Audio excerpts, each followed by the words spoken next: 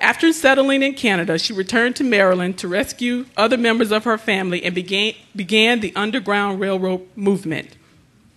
Under this movement, she helped 300 people gain their freedom in the North. The tales of her adventure reveal her highly spiritual nature, as well as her passionate determination to protect those that yearned to be free, as well as those that assisted in their freedom. She always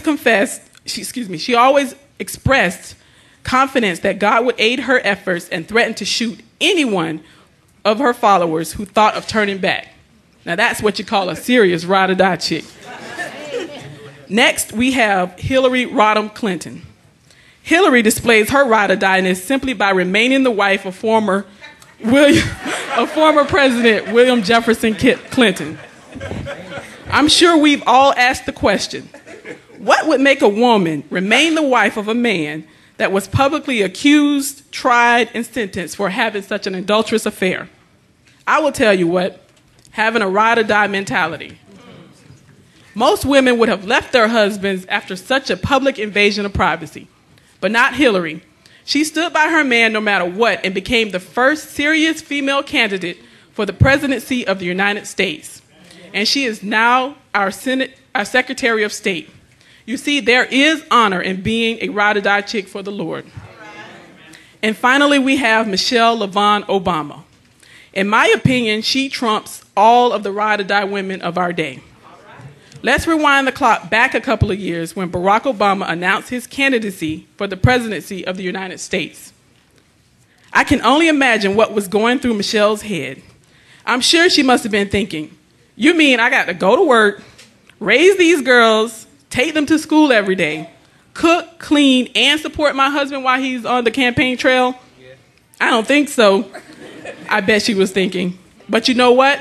She did what it took to make her man shine. That's what ride-or-die women do. Whatever it takes to make things happen. For several years, she endured the scrutiny of having her husband away on business 95% of the time, while she had to work a full-time job, care for their children, be a supportive wife, and to tend to household duties. And now, because of her faith in God, her dedication to her family, and her ride-or-die mindset, she is the first African-American First Lady of the United States. Ladies,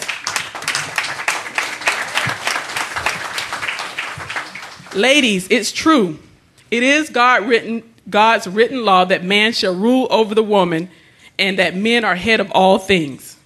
But I'm from the belief, if the man is the head, then the woman must be the neck that supports that head.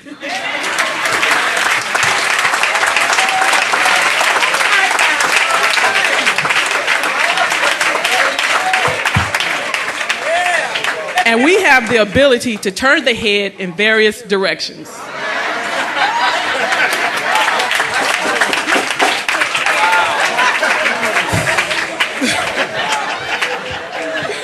And now for my last point, God's purpose for the ride-or-die woman. As a child, I will often at times wonder why I was born and the purpose for my life, especially after hearing the story of my birth. You see, my mother was just 7.5 months pregnant when she began to have contractions. She couldn't believe that she was already going into labor because I wasn't due for another 2 months. She called her aunt, which instructed her to go to the hospital immediately after calling my father to tell him the news. My mother made it to the hospital okay and was told, prepare to have your baby today because she's coming. It was a successful delivery and I entered the world a preemie. So small I could fit in the palm of my father's one hand.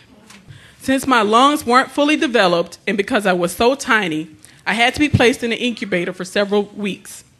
The doctors told my parents that there was a good chance that I would live, but would have various developmental and learning problems. Not only did God allow me to live, but he blessed me with excellent health and the ability to obtain a college education.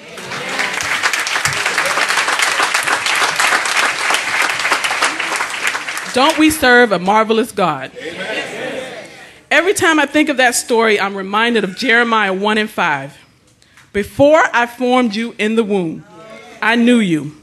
Before you were born, I set you apart. He knew each and every one of us before we were ever conceived in our mother's womb and has a purpose for us to fulfill while we're on this earth. We all have the potential to be ride or die men and women for the Lord.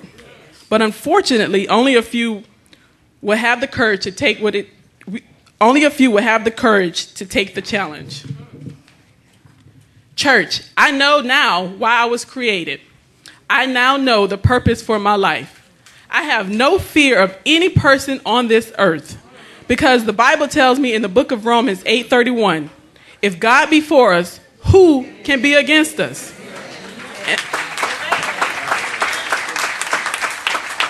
In Psalms 56:11 it says, in God have I put my trust. I will not be afraid. What can man do to me? Some may say, wow, that's still an arrogant thing to say. But look it up. It's right there in the text. Some call it arrogance. I call it confidence. Some call it haughtiness. I call it assuredness. Why do I talk like this, you ask? I talk like this because I can back it up. Unlike Beyonce, I don't have a huge ego. I have a huge God.